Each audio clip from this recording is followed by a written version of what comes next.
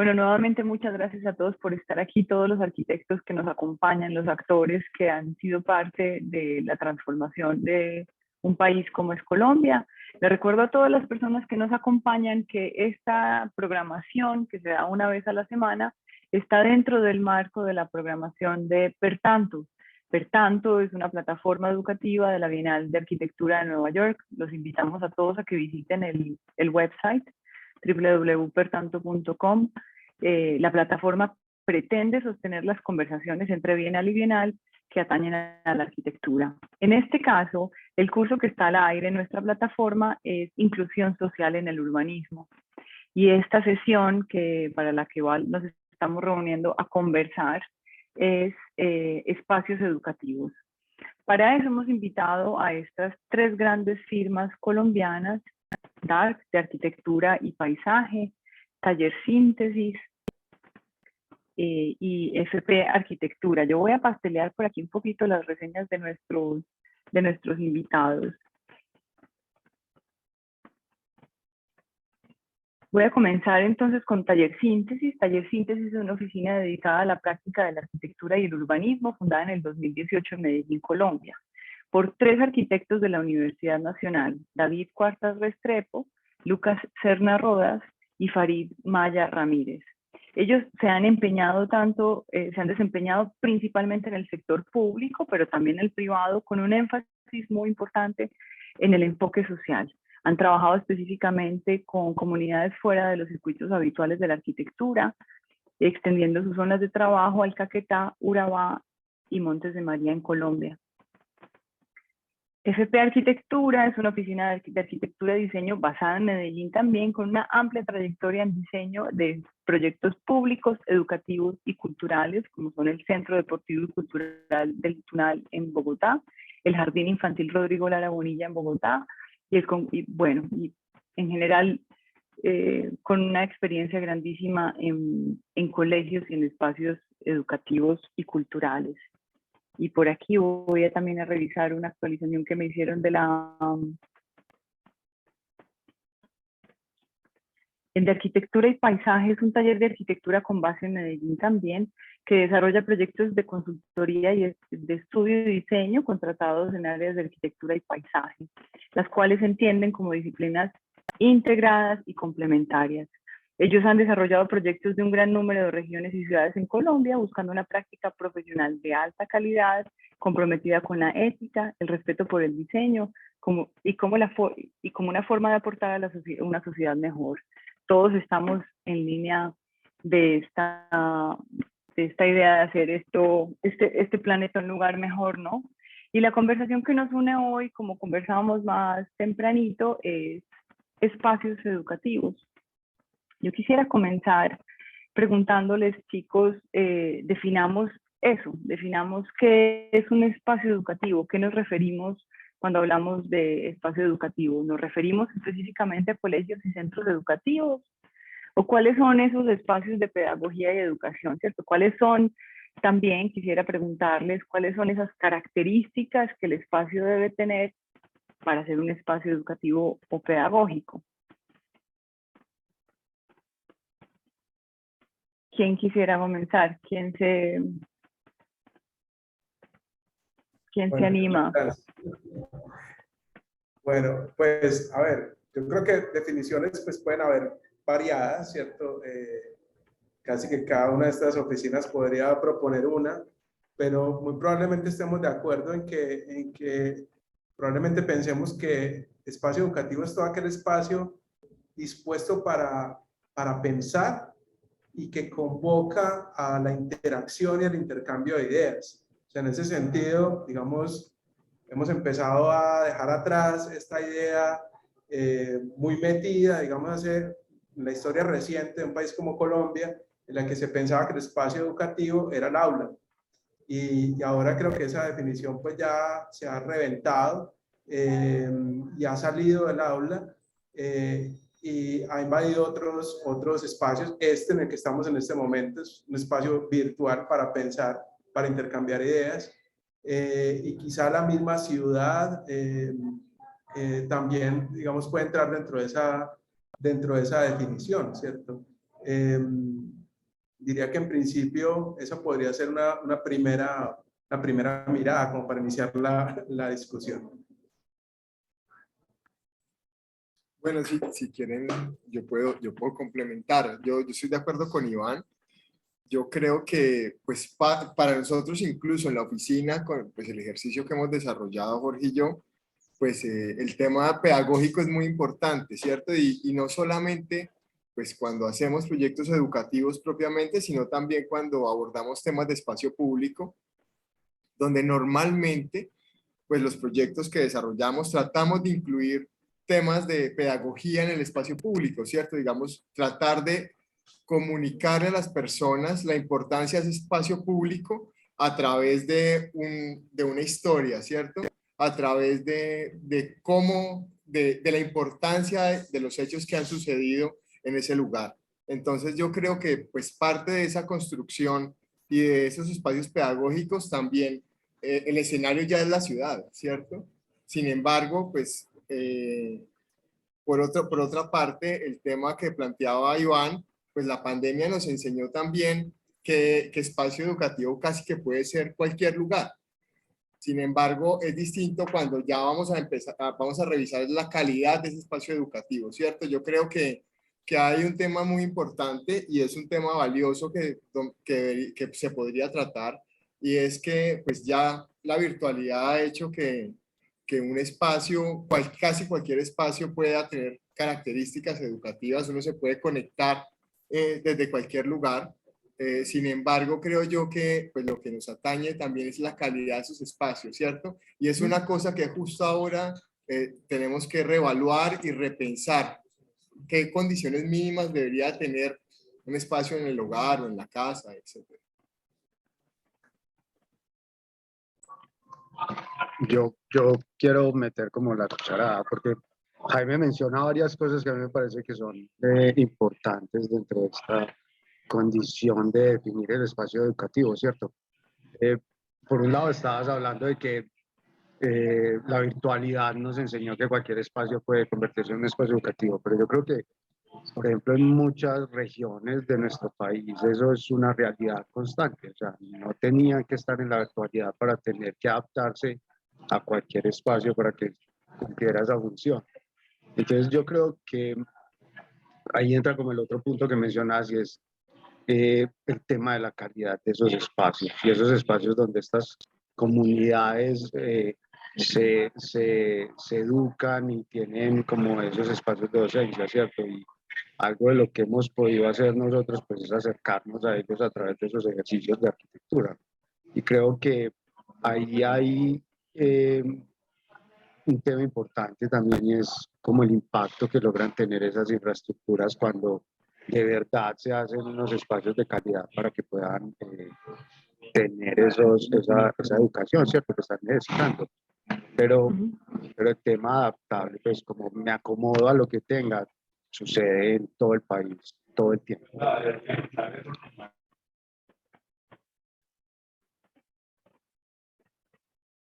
Bueno, entre Iván y Jaime y David han tocado unos temas muy importantes que, por un lado, estábamos hablando de espacios educativos, pues de espacios que podían, de pedagogía para el espacio, ¿cierto? Y también estamos hablando, bueno, cualquier lugar, inclusive estos no lugares en los que estamos conversando en este momento también podrían ser educativos, ¿no? Y hay una palabra que se repite por ahí como unas infraestructuras también, ¿no? ¿Cuáles de estas características para que se dé el aprendizaje, para que se dé la pedagogía, le atañen a la arquitectura, ¿cierto? De pronto, chicos, José o Jorge, podríamos hablar un poquito de eso. Bueno, yo quisiera como, o sea, cuando se habla como de infraestructura del espacio educativo, yo pienso en algo que hemos, digamos, desarrollado como en la oficina y creo que también está en consonancia con el ejercicio que hace Síntesis y DAR, y es que nosotros hemos entendido que esa infraestructura realmente se construye pensando más como en un ambiente de aprendizaje, ¿cierto? O sea, digamos que se piensa o se han empezado a pensar que el espacio educativo, digamos, migra como a otras intenciones que tienen que ver más en consonancia con un intercambio, pero el intercambio pues también engloba varias disciplinas, no solo la arquitectura interviene dentro del espacio educativo, sino también la pedagogía, también interviene inclusive temas de carácter docente, hay veces, muchas veces también las mismas características del espacio lleva a que se incluyan disciplinas como la biología, la bioclimática. Entonces, digamos que yo creo que la arquitectura como que aporta su grano de arena en temas de infraestructura, pero ella sola no hace completamente que un espacio contribuya completamente a que sea un ambiente, digamos, de aprendizaje digamos, con las corrientes activas o pedagogías contemporáneas, ¿cierto? Vamos, dentro del ejercicio, nosotros en algunos proyectos hemos actuado de la mano con pedagogos que van acompañando el proceso y van nutriendo como nuestra disciplina, ¿cierto? Entonces, yo digo que precisamente como la concreción de ese espacio, digamos, intervienen varios actores y la arquitectura pues aporta, digamos, su grano de arena en el ámbito como físico, ¿cierto? De lograr concretar, digamos, y reunir todas esas disciplinas en función como de una pedagogía, digamos, contemporánea.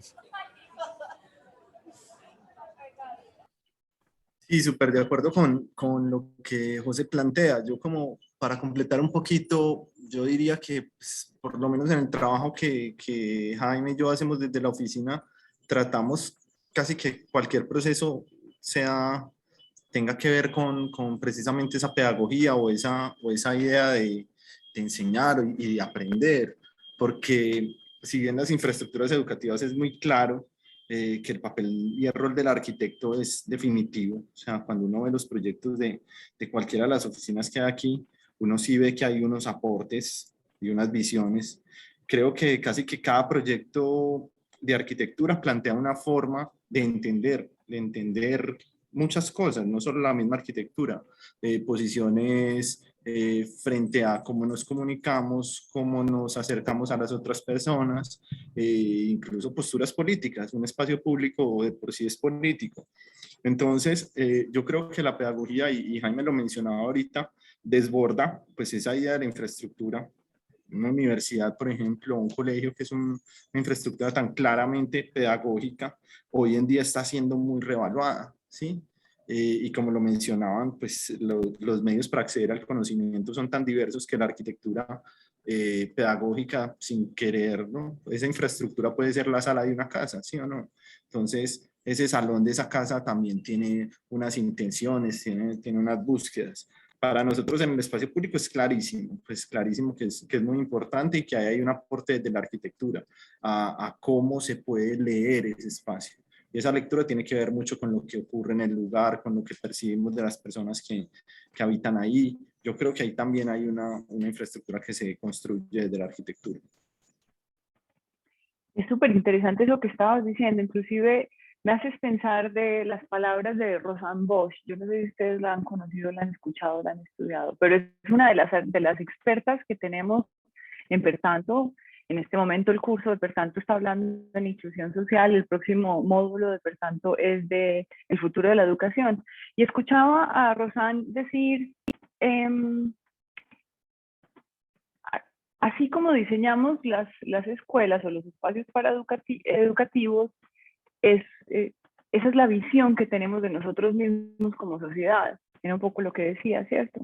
Y eso me impactaba un montón. Inclusive quisiera invitar a todas las personas que nos acompañan, si tienen preguntas que despiertan en este momento o en cualquier momento de la conversación, por favor, hay un segmento como con unas, se llama Q&A, questions and Answers. Sería delicioso si podemos llenar esta conversación de sus preguntas y sus comentarios. Entonces, en esa idea de que los espacios educativos reflejan lo que nosotros pensamos de nosotros mismos como sociedad, cómo desde la arquitectura podemos lograr, o se ha logrado transformar la idea o la visión que tenemos de lo que es un espacio educativo o de lo que es la experiencia del aprendizaje.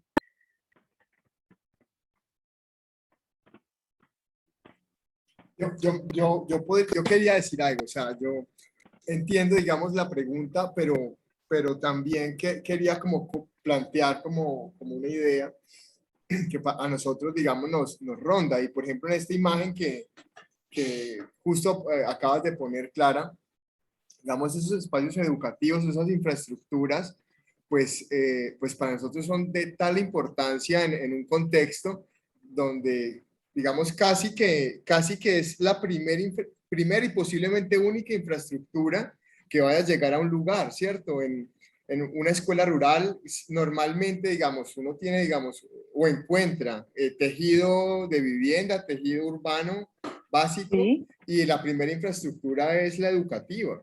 Entonces, y muchas veces es la única. Entonces, para, digamos, claro, ¿a dónde como, llevar los niños, no?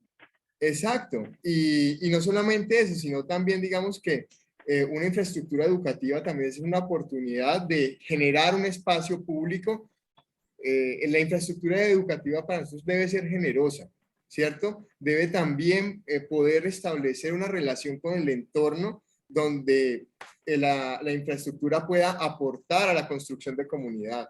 No ¿Mm? solamente, digamos, es la visión de la educación como tal o de cómo se aprende, sino que casi que el edificio de un colegio puede enseñar o establecer o reforzar esa idea de comunidad, ¿cierto? Digamos, un acceso generoso para acceder al colegio se vuelve un punto de encuentro, se vuelve un espacio de esparcimiento para una comunidad, o algunos de las piezas o del programa arquitectónico que usualmente se usa únicamente para las infraestructuras educativas, cómo se puede volcar eso también hacia el exterior, hacia el espacio público, para un uso en horarios extracurriculares o en simultáneo se puedan llevar a cabo varias actividades, no solamente y no únicamente como edificio, no únicamente desde el interior, como el funcionamiento, digamos, como convencional, sino que esas infraestructuras y el reto para nosotros que trabajamos en estos sectores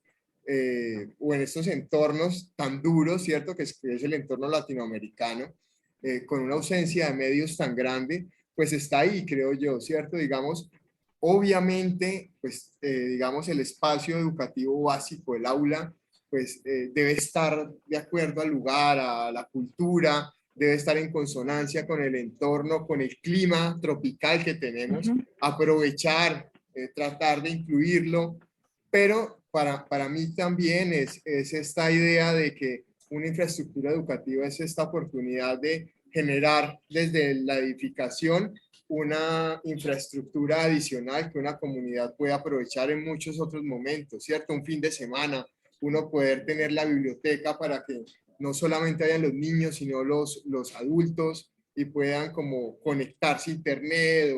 Entonces, para nosotros creo que también, digamos, el tema del edificio educativo, pues tiene esta otra connotación, esta otra condición que creo que empieza a ser muy relevante. Ujú. Yo estoy muy curiosa de José, José Puentes de FP Arquitectura que tiene para compartir con nosotros. Bueno, acá levanté la mano. No, yo quería como completar algo o complementar algo que está diciendo Jaime, que me parece que es importante, y es que, digamos, hay que contextualizar como el tema de los espacios hacia nuestro país, Colombia, ¿cierto? Y siendo un Ujú. país como con unas condiciones tan diferentes en toda su geografía y también condiciones como sociales tan diferentes en cada parte del país, pues cada uno va planteando como unos retos, ¿cierto?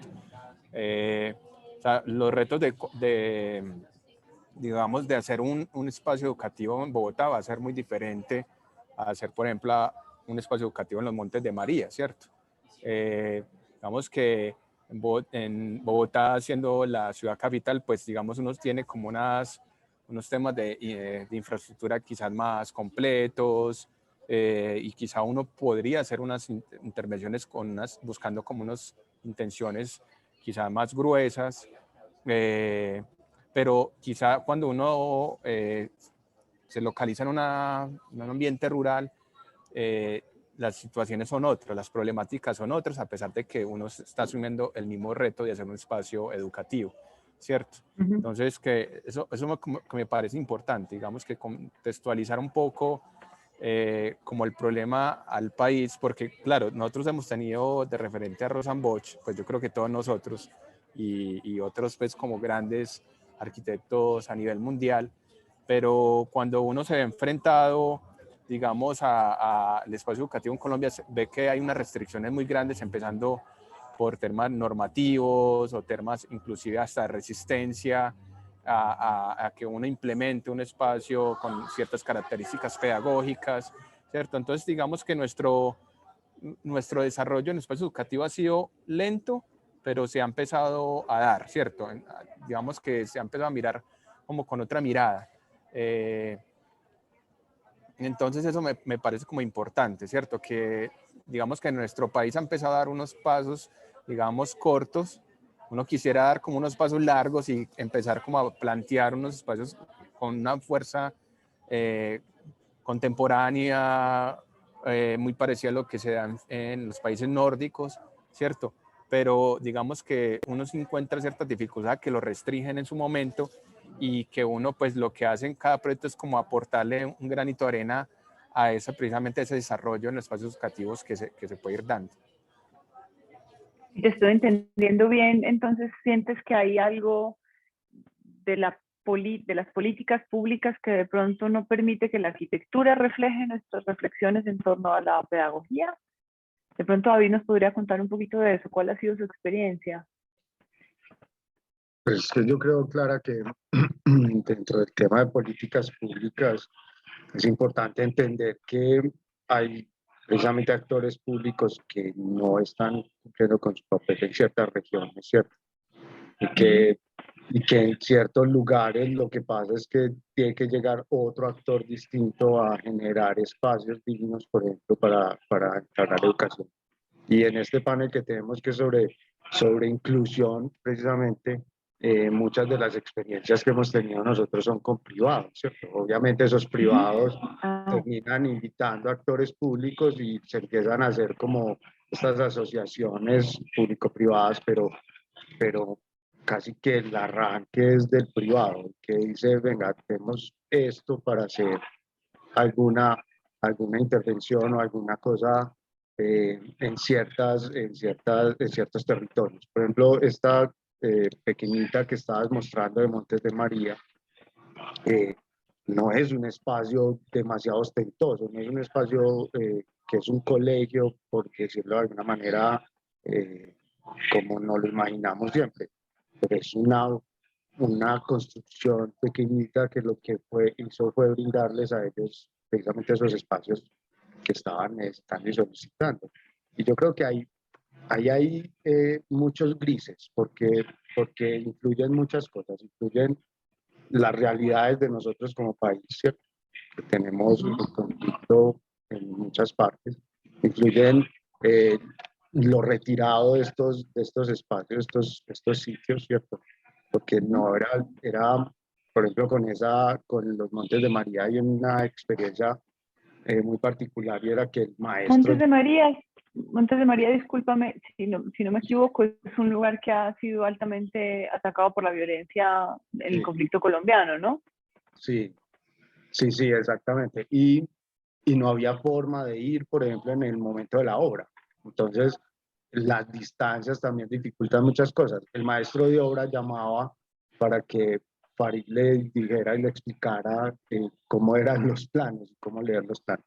Entonces yo creo que en este ámbito de la inclusión hay como muchas aristas, ¿cierto? Y lo que nosotros tratamos de hacer siempre es como entregar lo mejor que podamos de la arquitectura con las condiciones que tenemos para poder llegar a esos lugares, ¿cierto?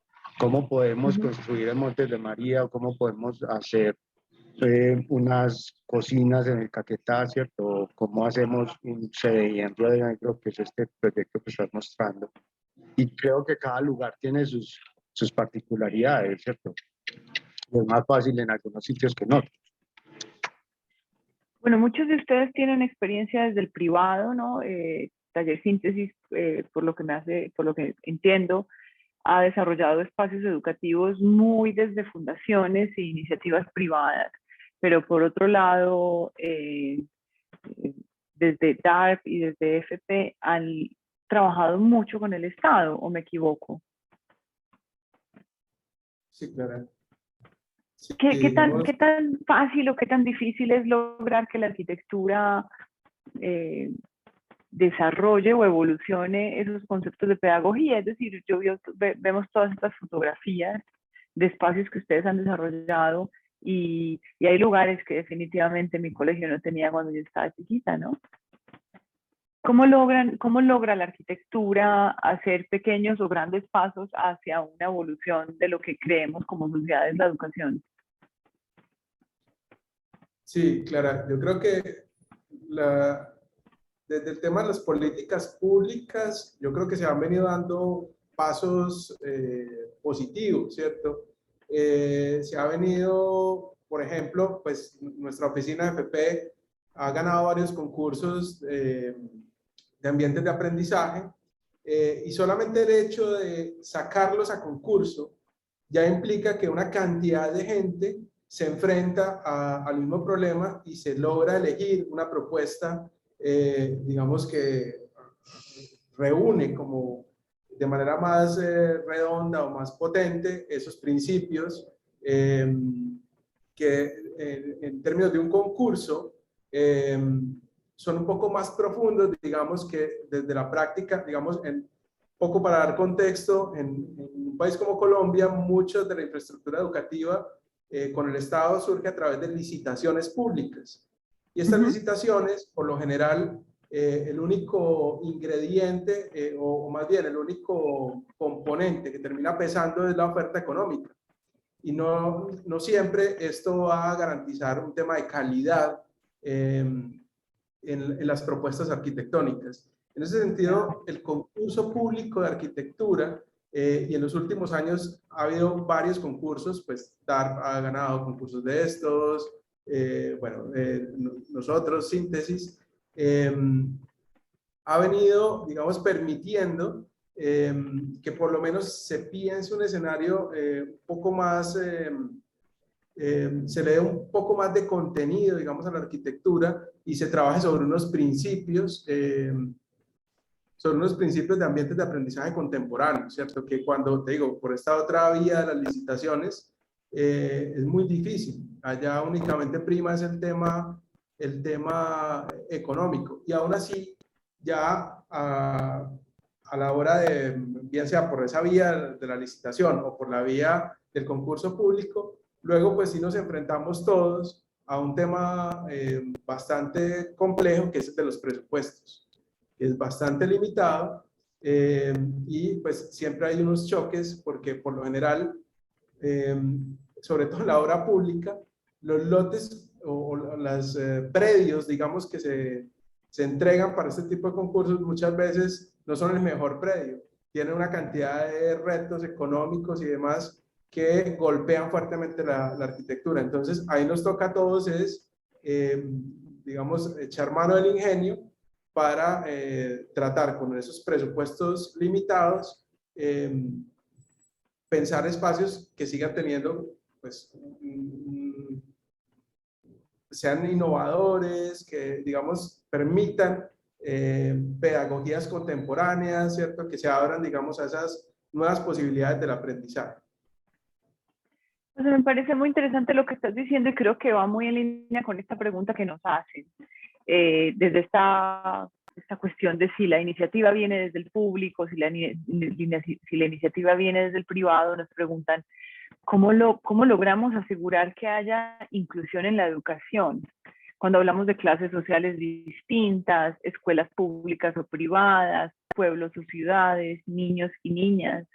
Y remata esta pregunta haciéndonos también pues la pregunta si la tecnología podría ser una solución para estos temas o ustedes cómo la ven, cómo logra uno estos temas de inclusión en la sociedad, en la educación, perdón.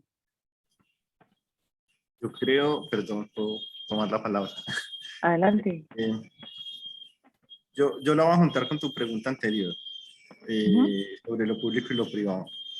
Trabajar en arquitectura siempre es muy difícil. O sea, sobre todo en los caminos pues, que estas tres oficinas andan, bien sea público o privado, tiene sus complejidades y sus retos. O sea, yo no creo pues no creo ni siquiera que haya una mejor que otra, sino que son retos distintos. Es una cosa que me lleva a lo de la inclusión, y la respuesta, por lo menos a nivel personal, es ni idea. O sea, nosotros no tenemos manera de garantizar la inclusión en sí en un país con las desigualdades que tiene Colombia. Sería demasiado pretencioso, pero sí hay una cosa que yo noto en los trabajos de los tres equipos que hay aquí, y eso se nota con todas estas imágenes que estás compartiendo, y es que a pesar de todos esos temas que hemos hablado, o sea, la pedagogía en sí es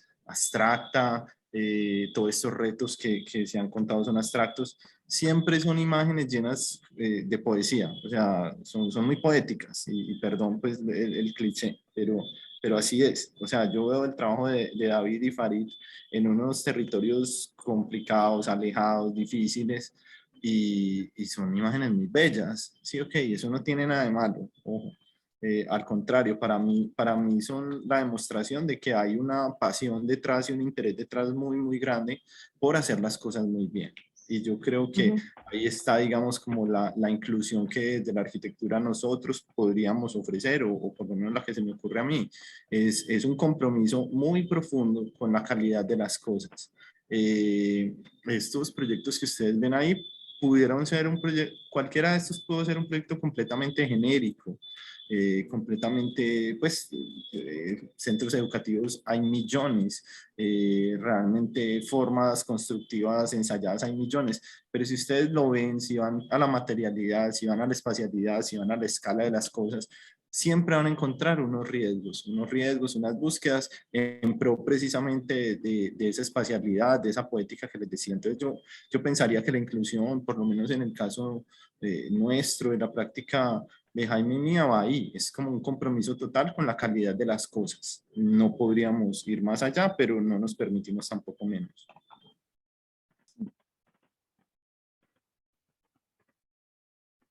¿Alguien más con respecto a esta pregunta? Bueno, yo aquí quisiera también como dar un apunte, y es, o sea, es una pregunta compleja porque toca como varios campos, no solo el de la arquitectura, había que hablar de la sociedad en general, temas de políticas de educación del país, ¿cierto? Entonces, yo lo que viendo las imágenes, se me viene a la cabeza es que cuando uno trata como de ofrecer algo distinto en esos espacios educativos,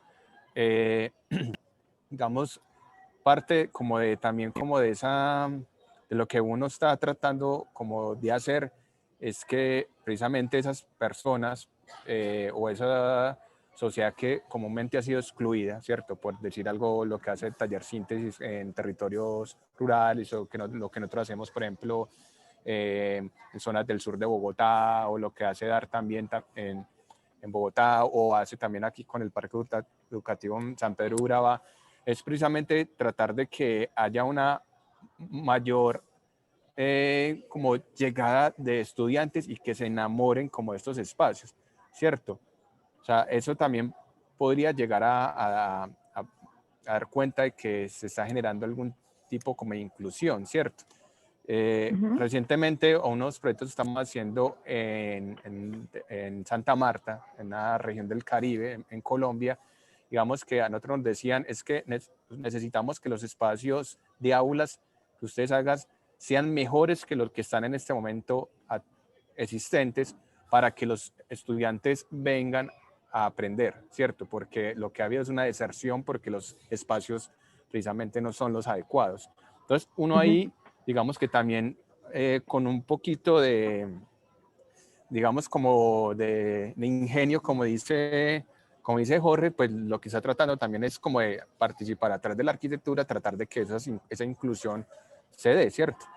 Obviamente, pues, digamos, lo que hace la arquitectura al mínimo, o sea, lo que debería ser también, digamos, a nivel macro, las políticas educativas, es también tratar de intervenir a través de acciones en políticas educativas en todos los territorios de Colombia, ¿cierto? O sea, porque también es muy desigual. Lo que, digamos, si bien en Bogotá se está dando unos pasos grandes en que haya mayor inclusión y mayor participación de arquitecturas, digamos, con cierto potencial en temas educativos, en otros territorios no tanto, ¿cierto? Pero necesitamos que sea como parejo en todo el territorio colombiano. Yo quisiera complementar algo, o sea, yo sí creo, y en eso concuerdo con Jorge, que pues que el ejercicio que pues hemos desarrollado nosotros y síntesis y FP, pues digamos que tiene también como bandera la calidad, es decir, yo creo que pues es la arquitectura que hacemos, o como decía Iván ahora, pues aunque hay una escasez de medios o aunque en muchos casos, digamos que no tenemos los mismos recursos que quizás un proyecto privado, pues nosotros tratamos de, a través de la espacialidad o del espacio, pues generar riqueza, ¿cierto? Y generar, digamos, proyectos que buscan ser, no sé si la palabra sea innovadores, pero sí responsables frente a una comunidad, ¿cierto? Yo creo que el tema también es como la búsqueda de construir mejores espacios siempre. Y yo creo que ahí de alguna manera, pues buscamos una igualdad, ¿cierto? O sea, en la medida que los proyectos de nosotros quizás no tengan materiales más costosos o ostentosos, pero sí tengan una búsqueda espacial de calidad, con una riqueza y una propuesta, pues en ese sentido buscamos igualar o equiparar quizás espacios educativos como este, que es increíble, y es increíble además que sea de un jardín infantil público, ¿cierto? Entonces, pues yo creo que ahí también es la manera en que nosotros como arquitectos podemos contribuir, ¿cierto? Generando cada vez mejores espacios. Y David, ¿tú qué piensas ahí? yo creo que es una sumatoria de voluntades. Es precisamente querer hacer las cosas bien, ¿cierto? Y nosotros como arquitectos, estoy seguro que todos, pues, TAR, PPP, nosotros como síntesis, en el momento en que nos llamen para hacer cualquier proyecto en cualquier lado del país, vamos a tratar de dar lo mejor como arquitectos, ¿cierto? De hacer los mejores espacios eh, que generen ese tipo de inclusión. Pero yo creo que el tema de la inclusión pasa por muchos otros ámbitos donde precisamente tienen que haber voluntades de hacer las cosas bien, ¿cierto? Voluntad de llevar una buena arquitectura que esté en el territorio adecuado, ¿cierto? Nosotros hemos visto casos donde hay colegios que están claramente pensados para otra parte del país directamente. Entonces, es simplemente entender que, como decía José, debe haber políticas que se junten, ¿no es cierto? No solamente desde lo público, sino desde lo privado, como nos ha tocado a nosotros, y que eso se conecte para poder hacer ese tipo de infraestructuras. Después la pregunta termina con el tema de lo digital, y yo no estoy muy seguro de que precisamente lo digital ahora ofrezca una respuesta, ¿cierto? Eh, Seguramente si hay voluntad también podría ser una posibilidad, pero hemos tenido casos muy lamentables en este país precisamente con el tema digital, ¿cierto? Y con lo que ha pasado con respecto a la pandemia y estas personas que no tienen acceso a una conexión porque están precisamente en sitios donde no tienen ni una infraestructura para que les den clase, pero tampoco tienen una infraestructura donde conectarse bien para tener una buena educación. Y, y entonces ahí es donde uno empieza a decir, pues si está la plata, ¿por qué no lo hacen? Es un tema de voluntades para mí. Hay que tener el deseo de hacer las cosas bien. Y aquí en este país también ha sucedido que hay personas que han querido hacer las cosas muy bien y se han dado cambios muy fuertes, como pues, en Medellín, por ejemplo. Convergen un montón de ideas aquí en esto que estamos conversando. Todo lo que están diciendo, me acuerdo por ejemplo de Sugata Mitra, que es un físico de Calcuta que desarrolló un ejercicio increíble con quien hemos estado hablando recientemente, que hizo un ejercicio que se llamaba un hueco en el muro. Y este señor lo que hizo fue poner computadores sin supervisión para los niños en diferentes aldeas en la India y descubrió las capacidades que el aprendizaje autónomo lograba tener. Y eso me lleva también a pensar en lo que hablaba Rosán, de decir cómo los espacios educativos reflejan lo que pensamos de nosotros mismos en sociedad. Esto para hablar un poco de cuál es el papel que juegan estos espacios educativos en el tejido social. Un poco Jaime lo mencionaba al inicio cuando decía, muchas veces es lo único, es la primera infraestructura, o sea, si no hay plaza, igual hay colegio. ¿Cuál es el rol que juegan los espacios educativos en el tejido social?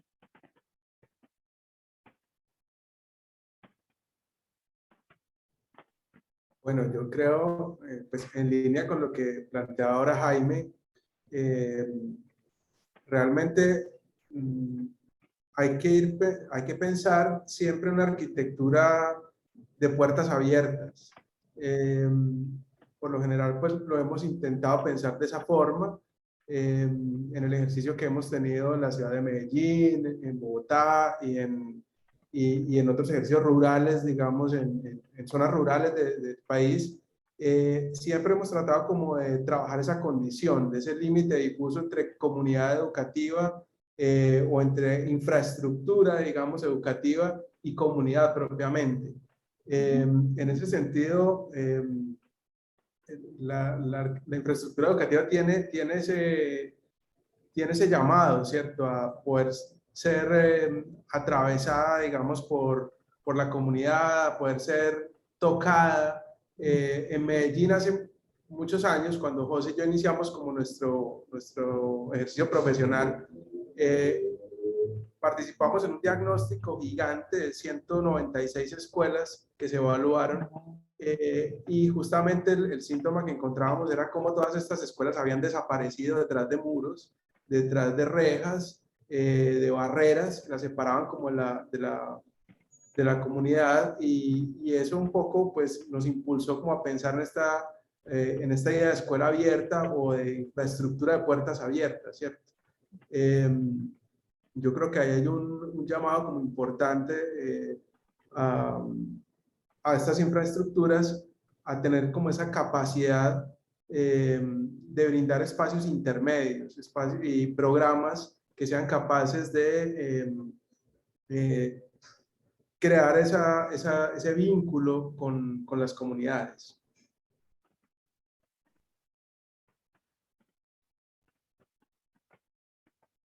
Jorge, ¿qué piensas tú que sea el rol de esos espacios educativos en el tejido social? No, yo creo que son fundamentales, pero también creo que tienen que estar de alguna manera, o sea, yo considero súper valioso lo que plantea Iván y es visible en los proyectos que ellos han desarrollado. O sea, yo creo, sin temor a equivocarme demasiado, que ellos le han dado una vuelta a la manera como se miran estas infraestructuras educativas a través del trabajo que vienen haciendo ya hace varios años en las oficinas. Sin embargo, yo creo que es que el rol de la educación como tal en las sociedades es muy diverso y es muy amplio. O sea, ahorita se tocaba el tema de la tecnología, por ejemplo. Hoy en día la gente no va, o sea, no va a las instituciones educativas porque necesita la información como tal, porque la información es asequible desde unos medios que hace 20, 30 años eran impensables, ¿sí o no? El papel cambió completamente. El rol de las universidades, pues por irme a otra escala, es hoy muy distinto al que era, al que a todos los que estamos aquí nos tocó estudiando, ¿sí o no? Entonces, como tal, esa infraestructura educativa de cara a la ciudad necesita unas transformaciones constantes. O sea, yo no creo, no, me parece que es una equivocación pensarlo como unas infraestructuras estáticas, sino que realmente tienen que ser capaces de adaptarse a las mismas variables y variaciones de la sociedad como tal. Y eso yo creo que es un reto que queda ahí también como planteado, porque yo cuando veo estos proyectos veo como una infraestructura que se va empezando a transformar, que es capaz como de asumir distintos roles, no un rol, sino distintos roles, y eso me parece interesante y muy retador.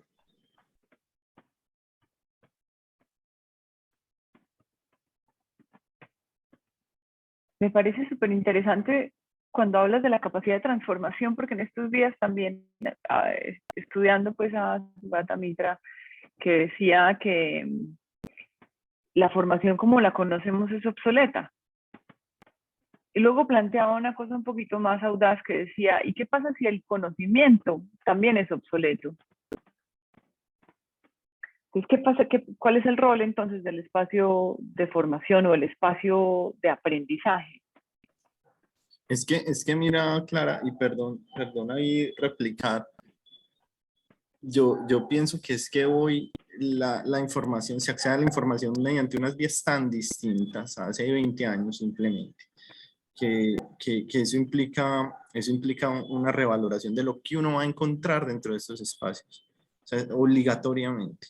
El conocimiento no puede residir ahí, ¿sí o qué? Porque el conocimiento está en tantos medios que no tendría sentido. Pero yo sí creo que hay unas apuestas muy interesantes, sobre todo en estos proyectos que estás mostrando. Yo veo que también, yo veo unos lenguajes, como unas referencias muy distintas a las que yo tengo en la cabeza de cuando yo recibí educación primaria, secundaria, incluso universitaria. Y creo que ahí está las oportunidades y el aporte de la arquitectura realmente. Nos hacen una pregunta que de pronto es un poco un paréntesis, nos lleva a otros lugares, pero me parece un lugar interesante. Dice, se dice que el juego y el acceso a la naturaleza son claves para propiciar el aprendizaje. ¿Pudiesen ser el juego y el acceso a la naturaleza aspectos que actualicen la educación para todos los niños? Perdón, que ecualicen la educación para todos los niños. ¿Y cómo se puede lograr eso en el diseño?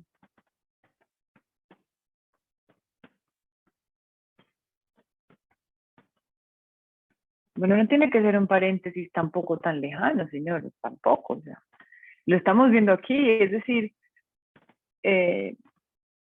yo sí pensaría que hay algo del lenguaje y de la forma que propicia una nueva manera de relacionarnos con lo que es el espacio educativo, ¿no? No por nada muchos de estos lugares se llaman parques educativos. Mi colegio no era un parque, era un colegio. Y de repente los chicos van a un parque educativo, ¿no? Clara, yo no sé si, bueno, no sé si José va a intervenir. No, yo simplemente iba a apuntar era que digamos que uno, pues digamos, muchos arquitectos colombianos tratamos como de aprovechar como las bondades de nuestro clima para poder relacionar los espacios con ese afuera, ¿cierto? Y no la excepción, los espacios educativos. Lo que sí quiero decir es que, digamos, la relación de los espacios educativos con la naturaleza, digamos, es algo que se viene hablando desde hace muchísimos años. Ahorita, cuando ocurrió la pandemia, se hablaba de las escuelas al aire libre, ¿cierto? Las primeras que son en Europa. Y precisamente, pues, fue porque yo hice una tesis de maestría sobre el arquitecto norteamericano Richard Neutra. Son muchas escuelas en relación con la naturaleza, ¿cierto? En California, en la isla de Guam. Entonces, digamos que esa idea de los espacios educativos en relación con la naturaleza y las bondades, digamos, pedagógicas que eso puede brindar a los actores que están dentro de los espacios, ya se viene trabajando. Y nosotros, digamos, asumimos también eso dentro de nuestras arquitecturas, ¿cierto? No solo en los espacios educativos. O sea, yo creo que en todos el ejercicio que hemos hecho las tres oficinas, siempre vemos esa idea de relacionarnos con nuestros ambientes naturales, con nuestro clima, nuestro, digamos, exuberancia en la arborización, en la vegetación. Hace arquitectura muy potentes ahora, por ejemplo, con el Tropicario, ¿cierto? Entonces, es un tema, digamos que es una búsqueda que creo que tenemos los tres equipos de arquitectos que estamos acá en nuestros ejercicios, y también creo que ya está de alguna manera sostenido de que trabajar o relacionar espacios educativos con ese exterior, pues tiene unos beneficios también como pedagógicos, ¿cierto? Entonces, era como ese apunte nomás. Yo creo que también va por entender que los espacios pedagógicos no son solamente los salones de clase, ¿cierto? Esos espacios exteriores, como decía José, brindan unas posibilidades muy interesantes para la docencia. Y también creo que es que el tema de naturaleza, como reforzando un poco la idea, sabemos que es fundamental para muchas cosas. Incluso en edificios hospitalarios es claro que el tema naturaleza puede funcionar muy bien siempre que uno mantenga, por ejemplo, las calidades de asepsia pues, que necesitas en una sala de cirugía, pero yo creo que esos entornos son importantes y necesarios siempre en la arquitectura, ¿cierto? No solo para los educativos. Jaime, ¿nos ibas a compartir algo? No, yo pues ahorita que tenía la foto del parque educativo, pues sin más que responder la pregunta directamente, pues justo pensaba en esto, ¿cierto? Digamos que la idea de este proyecto es muy sencilla y era de alguna manera pues generar en ese acceso una sombra, ¿cierto? Digamos, y es una manera de relacionarse con el lugar, con el paisaje, con el clima. Y esa sombra, pues en esta foto pues no se ve, pero cuando tuve la oportunidad de ir, había una cosa que me parecía muy interesante, ¿cierto? Mientras tomábamos estas fotografías, yo estuve como 2 días en San Pedro de Urabá, y de manera natural la gente llegaba y se acercaba y se metía por la cubierta y volvía y salía acá, o sea, digamos, se escudaba del sol y en ese momento entraba al parque y volvía y salía. Y es esta cosa bonita, digamos, que se puede generar con la arquitectura, ¿cierto? Digamos que para mí el aprendizaje, como decían ahora, pues no es únicamente el aprendizaje formal, ¿cierto? También está en un espacio que propicia un encuentro, o sea, en la medida que la arquitectura te propicia un mejor espacio para caminar, un espacio cubierto, tienes posibilidad de encontrarte con otra persona. Entonces yo creo que en ese sentido, el aporte de la arquitectura, la manera de cómo se relaciona con el clima, pues sí contribuye, ¿cierto? Y sí es importante, porque realmente, pues, es un mejor espacio, hace que la gente de alguna manera, pues, se sienta en mejores condiciones para, no solamente para aprender, sino como para cualquier otra actividad.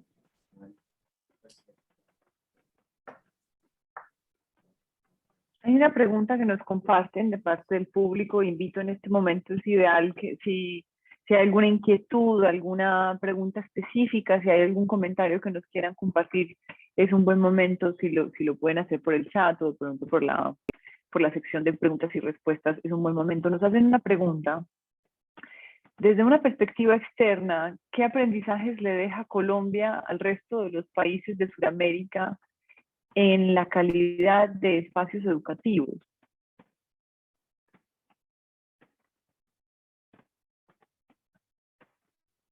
¿Algún valiente entre mis panelistas?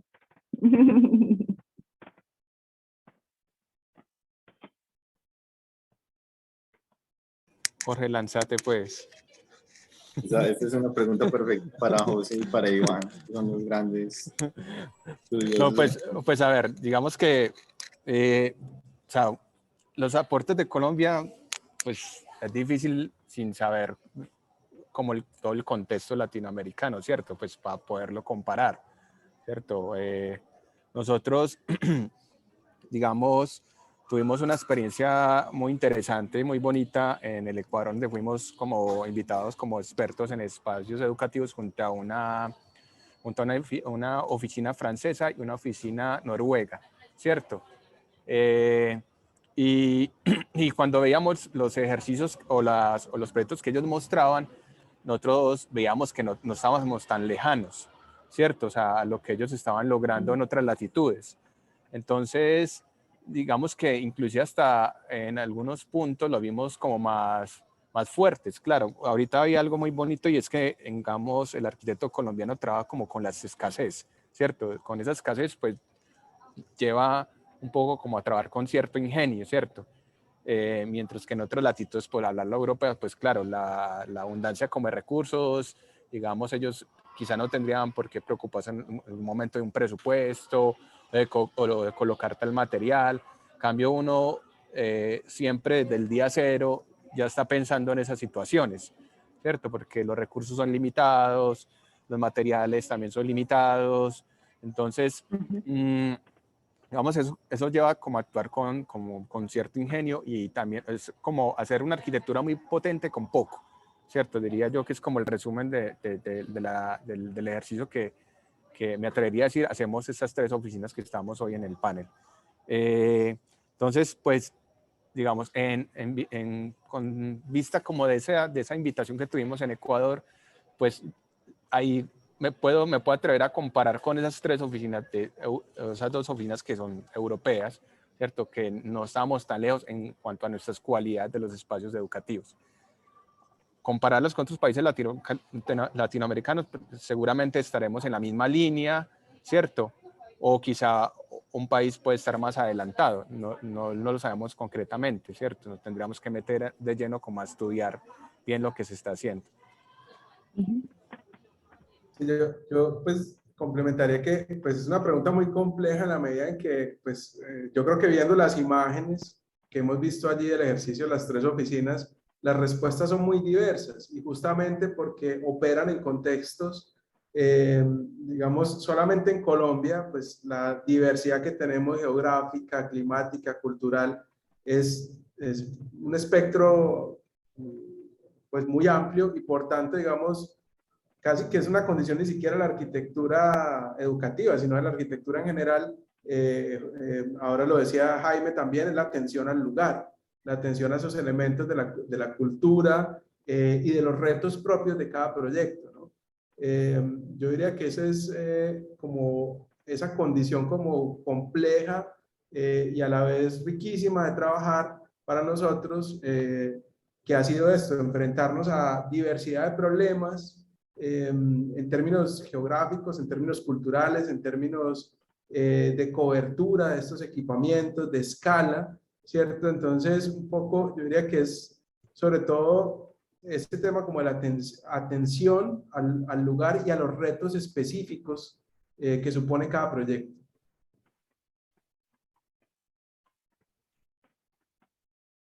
Hay una pregunta interesante. La pregunta en específico es, ¿cuál es su proceso para incluir a todos los participantes en su diseño? Yo quisiera que nos vamos un poquito más atrás, sin asumir que se logren incluir a todos los participantes en el diseño, pero ¿tienen ustedes en las 3 firmas procesos o metodologías que pretendan incluir a los diferentes actores en el proceso de diseño? Y si es así, ¿cómo lo logran? Yo creo que no solamente somos nosotros pues dentro de las oficinas, o sea, esos son procesos que se dan con acompañamiento de sociales, que muchas veces vienen desde las mismas entidades que nos contratan para hacer el diseño, ¿cierto? Nosotros hemos tenido experiencias donde se hacen talleres de imaginarios, ¿cierto? Tenemos experiencias donde invitamos a la comunidad a hacer la primera piedra del edificio o donde el 60% de los obreros son de la comunidad. Entonces, eso no, yo creo que eso no está del todo dentro del alcance de nosotros. Nosotros participamos obviamente como actores del proceso, pero eso incluye otro montón de gente. Tiene que ver con quién promociona el edificio y quién está ahí pues como haciendo que la comunidad empiece a apropiarse de ese mismo edificio, ¿cierto? Pero lo que sí es claro es que esos procesos siempre terminan bien, pues las comunidades empiezan a entender como por un método de apropiación de que eso es de ellos. Este es mi sede y este es mi colegio, este es el sitio que me están construyendo a mí, ¿cierto? Es para mí, para mis hijos y para beneficio de nosotros. Entonces, yo creo que siempre es como un valor agregado al proceso de diseño que tenemos en las oficinas.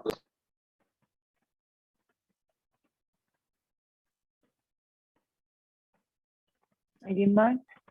Sí, incluso a ver, todos estos procesos de socialización de los proyectos que van desde pues, esta sensibilización y estos aportes a través de los talleres, con comunidades, con procesos de, de- de integración donde ellos conozcan los diseños, se apropien los diseños.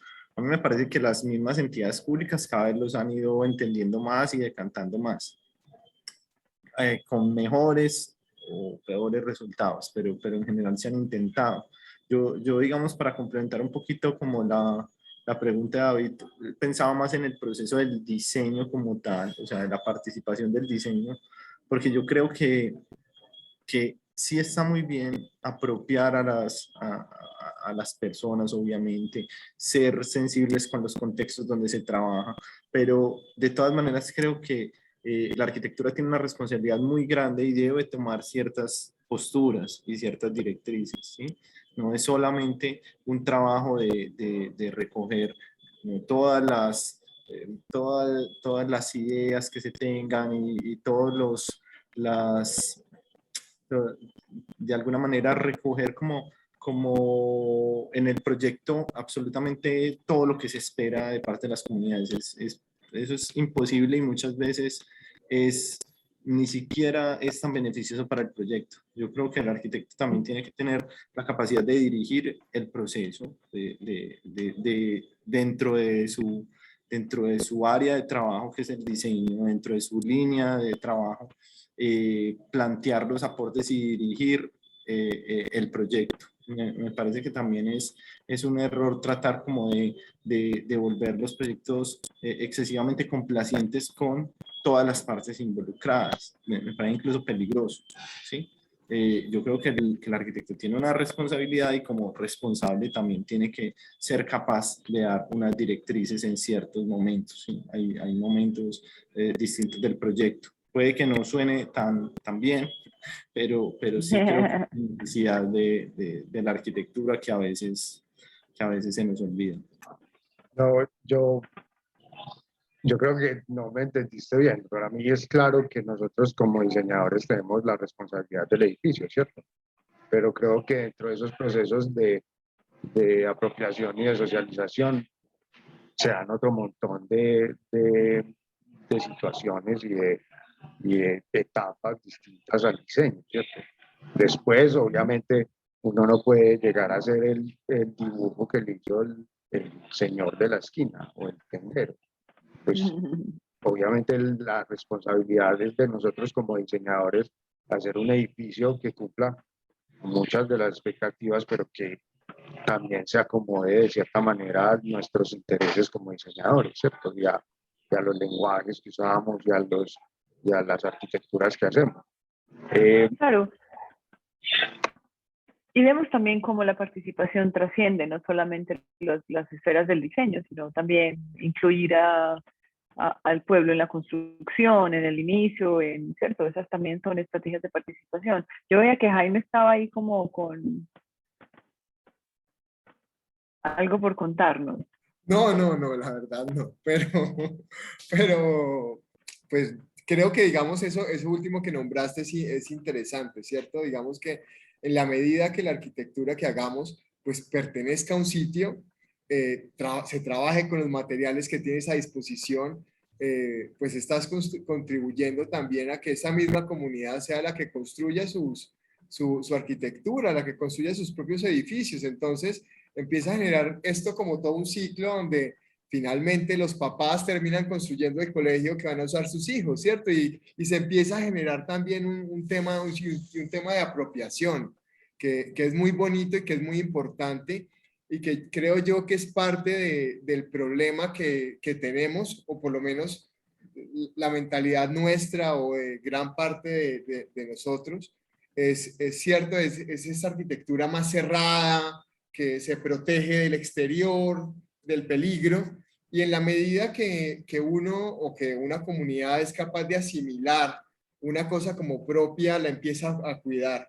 Y creo que es parte de esto mismo que estamos hablando, ¿cierto? Donde finalmente, pues, en la manera que logremos vincular a las personas y lo hagamos más cerquita de ellas, no tiene que ser necesariamente, pues, que te dibujen el imaginario, porque, como decía David, pues hay otros profesionales que ya previamente o muchas veces han hecho este proceso. Pero en la medida que nosotros también actuemos con conciencia y logremos como trabajar con lo que tenemos a disposición y vincular las técnicas o las personas que están ahí, que hacen parte de la comunidad, pues vamos a tener también como posibilidad de generar una arquitectura de puertas abiertas, como decía Iván, ¿cierto? De una arquitectura que se pueda activar en otros horarios, que se pueda aprovechar de otras maneras.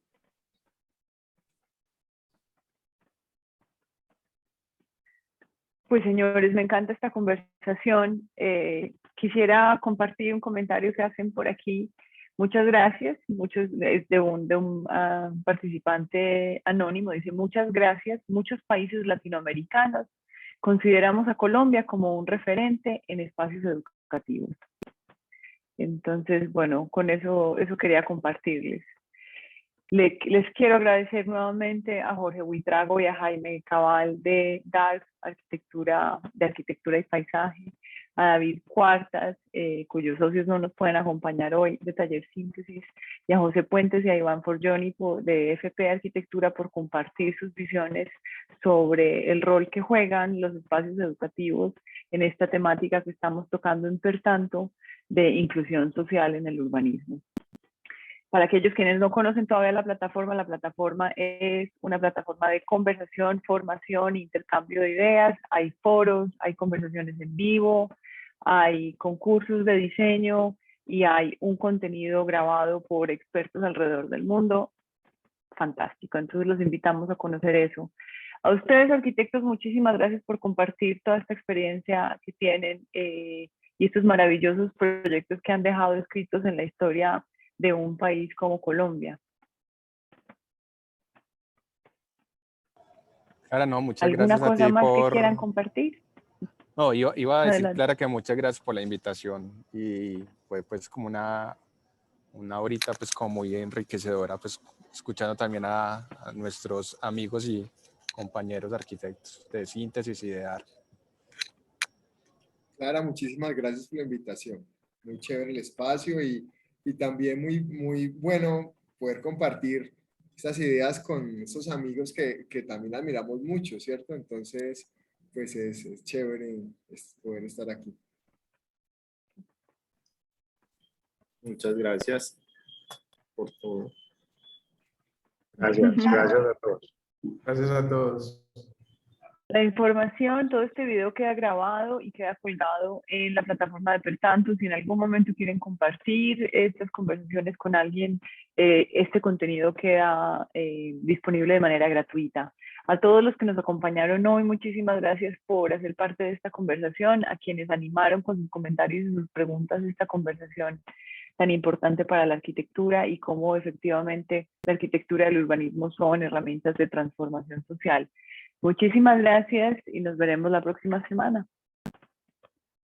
Feliz noche, arquitectos. Gracias. Chao, feliz noche. Gracias a todos. Chao.